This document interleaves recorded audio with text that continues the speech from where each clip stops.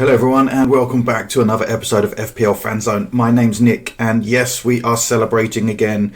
At the start of this season I set my goal of having 50 subscribers by the end of the season. Being new to YouTube I wasn't sure what that was going to look like, but I thought maybe one and a half subscribers a week over 38 weeks would have been a good result. We are at Gameweek 25 and I now have just hit the milestone of 300 subscribers. So a massive thank you for everyone who's watched the channel, hit likes, sent me comments, joined the FPL Fanzone League. Don't forget the code is on the screen. It's free to join. Premier League shirt for the winner. On that, the current leader is Brandon, who's having a fantastic season right now. So feel free to join. Thank you so much for that. Today's episode is very much going to look at the top stories of Gameweek 25. Who's injured, players that are in great form at the moment. There's a lot of hype around like Mamouche or Unwary, for example. Mitoma's wonder goal was a standout for me this weekend. We're going to look at some of the teams that have amazing fixtures coming up. Also some of the players that are underperforming. You know, what to do with Cole Palmer, Rodgers, for example, who have all blanked, 4 of the last 5 weeks.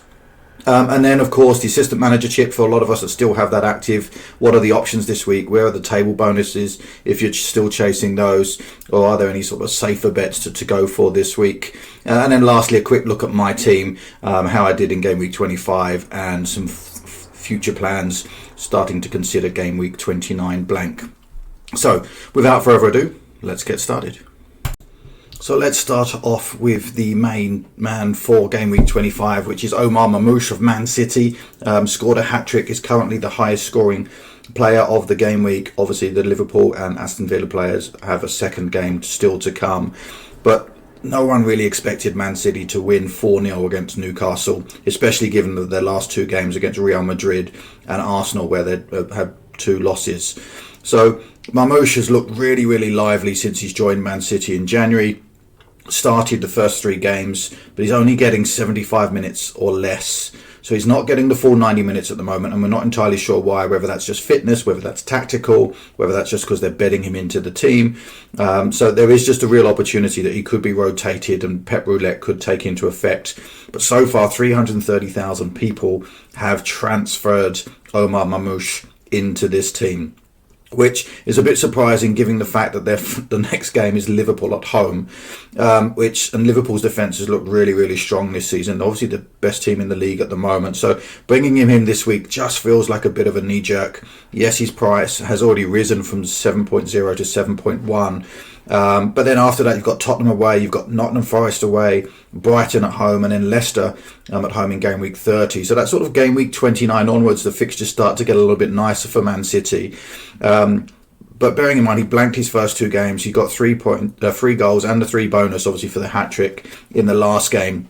So for me right now, he's certainly a wait and see, especially given the next 3 fixtures. Game Week 29 might be a potential to bring him in, but I still think it's too early and still unreliable with Pep Roulette. But let me know what you think in the comments below. Next up is Kaoru Mitoma, and wow, what a wonder goal. That control and then the finish was amazing. And given the fact that he's got Southampton away this week, 146,000 transfers in so far, a 6.3 million midfielder, only 6.3% owned.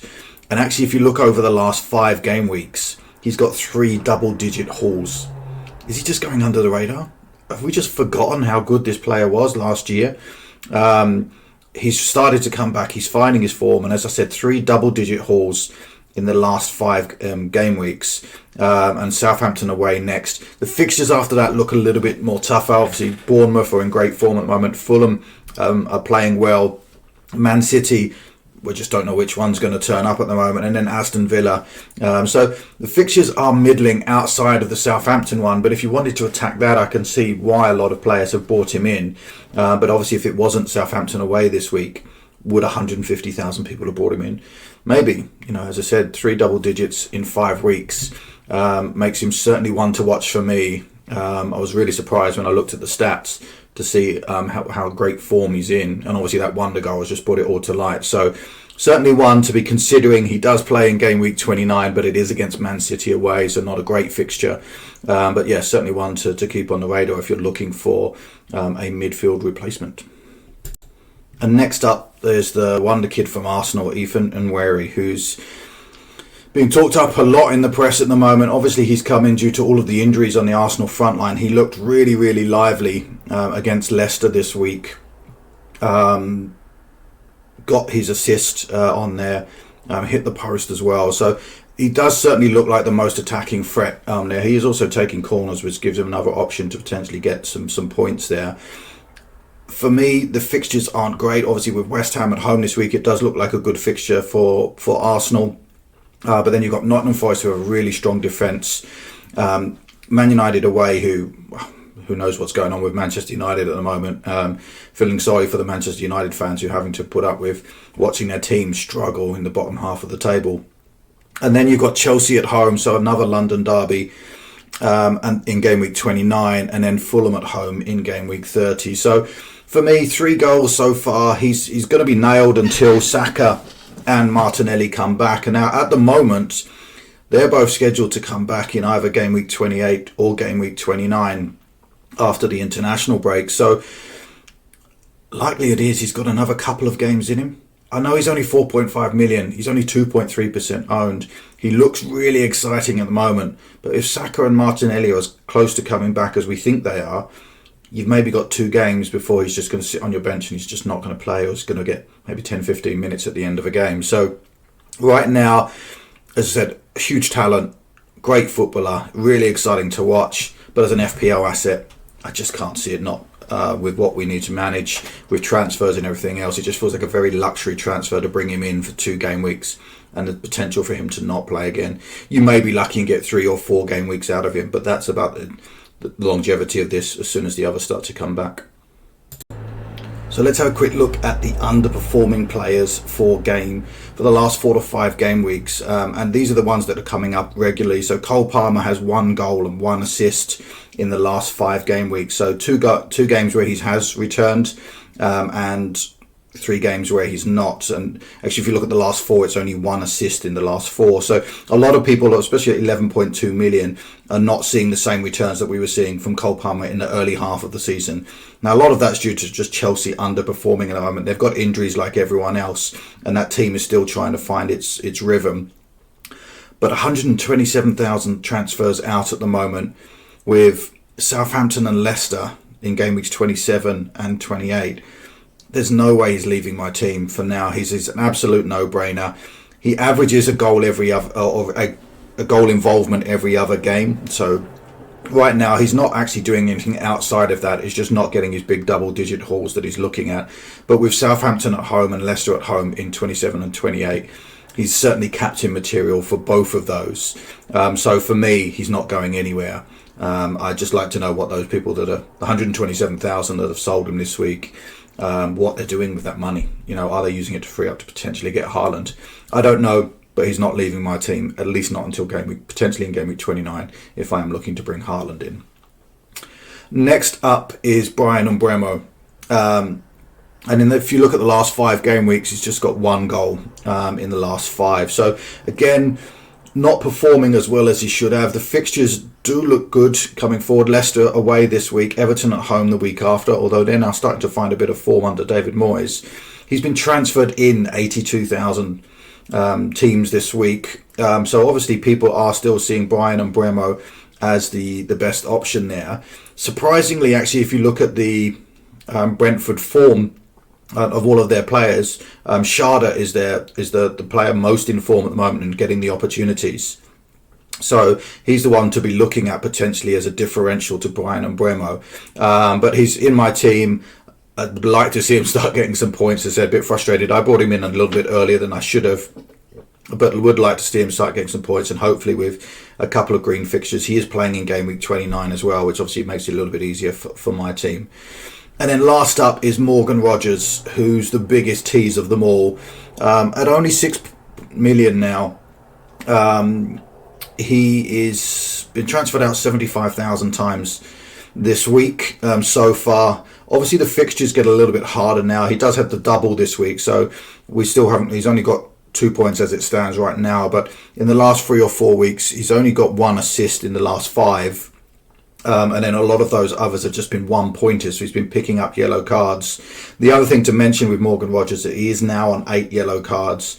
So if he gets 2 more, he will get a 2-game suspension as well. So given the yellow card situation, given the fact that he's not got the results in the Premier League, at least in the last 5 weeks, and then Chelsea at home, Crystal Palace away, Brentford away, and then a blank in game week 29, I can understand why people are potentially moving away from Morgan Rodgers at the moment. But he is scoring in the Champions League, he's scoring in the Cups, so we know he's there. He had 1.1 XG against Ipswich, had lots of opportunities. The goalkeeper made a huge amount of incredible saves to keep him out. So he's there, he's getting the chances. For me, he's a stay in my team for now, but I will look at moving him out before game week 29 because the fixtures aren't amazing. So talking of fixtures, let's have a look. Which teams have good fixture runs, including game week 29 and beyond, and some of the key players from each of those that we could potentially target as differentials in our team. If you've got this far into the video, please don't forget to hit the like button. It really helps the channel out. Hit subscribe if you're new around here, and hit that notification bell if you want updates on future videos coming out. So with the upcoming fixtures, there's some really great opportunities here. We talked a lot over the last couple of videos about the Bournemouth trio of Dango, Clivert and Semenyo, and it continues their good fixture run. Wolves at home in game week 26. Then some tougher fixtures against Brighton and Tottenham. But both of those are conceding goals, even though they have the ability to score. So as long as you're not going for a defence, you're in a pretty good spot there. But then also you've got Brentford at home in game week 29 and then Ipswich at home in game week 30. So that is, a really good run of fixtures. The same with Brentford, Leicester and Everton. We talked a little bit about with Brian and Bremo. But actually the person most in form on Brentford at the moment is Sharda. So you should be looking there if you are looking for the player in form. Obviously, you could potentially look at Wissa as well, but Sharda's the one who's getting the points right now. Next up is a bit of a tougher decision with Crystal Palace because they blank in game week 29. But they've got great fixtures either side. Fulham at home, Aston Villa away. A good mid-table clashes for Crystal Palace, and they're in a good run of form at the moment, despite losing to Everton in the last game. But then just before the blank, they've got Ipswich at home, and then after the blank, they've got Southampton away. So you've got the likes of Munoz, you've got the likes of Mateta, who's obviously the most in form at the moment and continuing to outscore his stats. So there's some great opportunities there. Would I be buying them? Probably not, because of the blank in game week 29. And it really just depends on whether you're free hitting in 29. If you are, then it doesn't make any difference because you can just free hit in that week and then capture them for the good weeks before and afterwards. You also got to remember that in game week 32, Crystal Palace have a double. So they're a good one to jump on from game week 30 after the blank. And then next up we have Wolves, who put up a really good showing against Liverpool and obviously did lose, but Bournemouth away, Fulham away, home are a little bit tougher, again mid-table clashes. But then Everton, Southampton, West Ham, their fixture run starts to look good. And if we look back at the early start of the season when I had Cunha, when that fixture run turned, he was really, really good. And he's a bonus point magnet. Like, even though they lost to Liverpool, he got the 3 bonus points by just scoring 1 goal. So Cunha is the standout player there. Some of the other considerations, people, if you're looking for someone in the defence, for example, you've got Ryan Ait-Nouri. Just not sure if he's going to have the same sort of attacking threat as he had in the early part of the season. And clean sheets and defence is not great for Wolves at the moment. So if you are looking at someone from Wolves, I would definitely consider Cunha for my team. Outside of that, there's not a huge amount of options in that potential. Next up, assistant manager options, and for me it's my last week of the assistant manager. Do I look to change again? I wish I just hadn't used the transfer and kept Moyes because he got another win. But let's have a quick look at some of the options for table bonus and managers that have good fixtures for game week 26. So with the assistant managers options, what I've done here, and hopefully this is easier for you guys, is I have highlighted the fixtures for game week 26, and then I've put a little T next to the teams that have a table bonus option. So a table bonus, for those that aren't familiar with it, is an assistant manager gets a bonus, 3 points for a draw, or 6 points for a win, if the team above them is 5 places above them in the league at the start of the game week. Now, at the moment, I've yellow teed Glasner just because, as it stands, Crystal Palace are 5 places below Fulham in the league.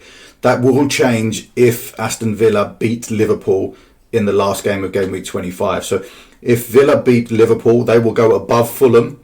Therefore, Fulham would only be 4 places above Crystal Palace, and that table bonus would no longer be available. So right now, my top 3 managers would be Hertzler from Brighton. No table bonus there, but they're playing Southampton away. Southampton are by far the worst team in the league, only 9 points all season. Brighton are scoring a lot of goals, which obviously assistant managers get points for every goal scored. There's obviously points for potential clean sheet as well, and Southampton are not scoring many goals. So I just think in terms of fixture, and a team that's in form at the moment, Hertzler at 1.1 million looks like a good option for me. Next up, if you're chasing table bonus, realistically, for me, the only option would be Crystal Palace and Glasner. Now, I know they lost to Everton this week, but I think it's a good mid-table clash between them and Fulham. And Crystal Palace have been in good form at the moment. It's the one that's the closest, and therefore, if there is a table bonus, I could really be tempted by Glasner. But as I said, there is a chance that obviously if Villa beat Liverpool, that table bonus isn't there, and in which case Glasner is not even an option for me for this week because the game is too close to call. And then lastly is Arteta, just because he is at home to West Ham. That Arsenal defence is looking really, really solid. Another clean sheet at the weekend. So I just think that that's a good fixture for them. I know they have some attacking issues up front, but they are still finding goals. So I just think that there's a potential 8 points there. And it's probably the safest game of them all outside of Hertzler. So for me, my top 3, Hertzler first, Glasner, if they get the table bonus, is a real option, and then Arteta, partially just because I don't have the money to get to Arteta at 1.5 million. So certainly something that you need to consider for your teams if you are got the assistant manager chip option active this week. Okay, so let's have a quick look at my team. How did I do in game week 25? What am I looking like for game week 26? And then also a quick consideration for game week 29 and how am I going to manage that with my team. So just some things for you to think about with your team. Are you already starting to think about game week 29 and how you're going to manage that? Are you going to free hit? Are you saving your free hit for the bigger blank in game week 34? Just start to think about that as we talk through the next section. So currently, as it stands for game week 25, I am on 57 points. Obviously, I took a -4 because I did 2 transfers, so 53 points. I'm on a small red arrow of -25,000 places. But checking out on livefpl.net, I'm only 2 points off a green arrow, and Cody Gakpo, the update is he's likely not to play in the Aston Villa game. So Jimenez will come off my bench and he's got 5 points, which will put me onto a small green arrow. But then also I've still got 5 players left to play with Emery as my assistant manager, Rodgers and Watkins from Villa, and then I've got Trent Alexander-Arnold and Salah from Liverpool still to play. Now, if Gakpo plays, that's fine. He comes on, he gets some points. That's not a problem for me. If he doesn't, then I get 5 points off the bench, which I'm also happy with that as well. So it looks like potentially I'll get a green arrow this week. I can't see anything that's really going to impact me to move further backwards on that as well. So overall, happy with that. 7 green arrows in a week in a row now. Slowly climbing that table. Let's just hoping for some good results for some of the guys that I've got left to play in the final game. So what does my team look like moving forward for game week 26? Well, as it stands, Emery would be my assistant manager for. He's got Chelsea at home. I've got Pickford with playing Man United at home. Obviously, just Man United just look all over the place at the moment, so hopefully a clean sheet there. I've got Kirkes, Wolves at home, Gabriel, West Ham at home, Trent Alexander-Arnold with Man City away. And then in midfield, I've got Cole Palmer, Aston Villa away, Rodgers with Chelsea at home, Salah, Man City away with my vice-captain this week. Obviously, that's still to be fully determined. Umbremo with my captain's choice this week with Leicester away. He's got the best fixture on paper in the team. Clivert, Wolves at home. Raul and Watkins up front with Crystal Palace and Chelsea both at home. And then on the bench, I've got Flecken, Mikalenko, Hall, and obviously currently the injured Gakpo. So hopefully some further updates from him before the game week 26 deadline. So overall, the team looks pretty good. There's not any major concerns there. I've only got one free transfer, and I've got to start taking game week 29 into consideration now because I've got 6 players that are blanking in game week 29. So my gut feel is that I'll move Emery off to either Hertzler or Glasner if he's got the table bonus. But obviously he's got to start thinking about what I do for game week 29. So jumping forward to game week 29, as it currently stands, I've got 4 free transfers between now and game week 29. The likelihood is I'm going to use one of them on an assistant manager this week. So 3 free transfers left. But with 6 players that are blanking in game week 29, I've really got to start considering now which players I'm going to move out. Based on, hopefully there's no further injuries, which would impact even more, and I might have to take hits. But looking at the players that are not playing in game week 29, but also taking into consideration, for example, that Newcastle are going to be doubling in game week 32 and potentially in game week 33 as well. So for my team, I don't really want to lose Hall or Salah because I can play a defence without having to sub out Hall. Salah has just been too good, too consistent all season. But the other 4 are all options. Trent, Rodgers, Watkins and Gakpo are all options to transfer out. So midfield is a little bit harder just because obviously the option to transfer out there is Rodgers, so there's not a huge amount of funds available. So I would have to go really cheap. Obviously it's easy to pick somebody like an Yanweri with his current form. But again, by game week 30, he could, or game week 29, he could potentially be out of the squad again because Saka and Martinelli are back. Ahmad has just been injured, so we can't look at bringing in Ahmad. And then obviously I could triple up on Bournemouth, given their good run of fixtures, but it just doesn't look particularly great at the moment. And I could potentially move up to someone like a Mitoma, which might be a nice bet. But obviously in the blank game week 29, they're playing Man City, so not a great fixture for that particular game. And then up front, you've got the likes of Cunha, who's going to be a great option. Unfortunately, Mateta and Isak are not an option. You've got Chris Wood, who's got tough fixtures now, but a good fixture in game week 29. You've got Wissa from Brentford as well. So there are some options to move that front line, and they're obviously going to be my first couple of transfers, moving them out, especially as Gakpo's already yellow flagged and has missed this double game week, which is a bit disappointing. But so that's what I'm starting to think about at the moment. I'm going to have 4 free transfers between now and game week 29, obviously getting the 1 free transfer each week. I don't think I'm going to need to free hit. Worst case scenario, I might take a -4 somewhere to just help ease the pressure on this team. But realistically, Salah and Hall will stay, potentially Trent as well, and it'll just be the 3 highlighted on the field of Rodgers, Watkins and Gakpo that will be transferred out for players that are playing in game week 29 and have good fixtures moving on afterwards.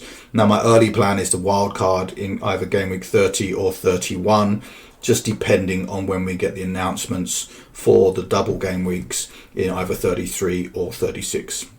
So thank you for listening. Let me know what you think in the comments below. How's your team looking for game week 29? How many players are not playing for you? And what are your plans? Are you looking to free hit? or are you looking to try and navigate it with free transfers between now and then? Let me know in the comments below. So once again, everyone, thank you so much for watching FPL Fanzone. Again, another milestone hit with over 300 subscribers, now on the way, well on the way to 350. So massive thank you to everyone who has already subscribed. If you're new around here and you've got this far, hit the like button, hit that subscribe button, leave a comment below. Don't forget to join the FPL Fanzone League. It's free to join. I'll leave the link in the comments, and may all of your arrows be green.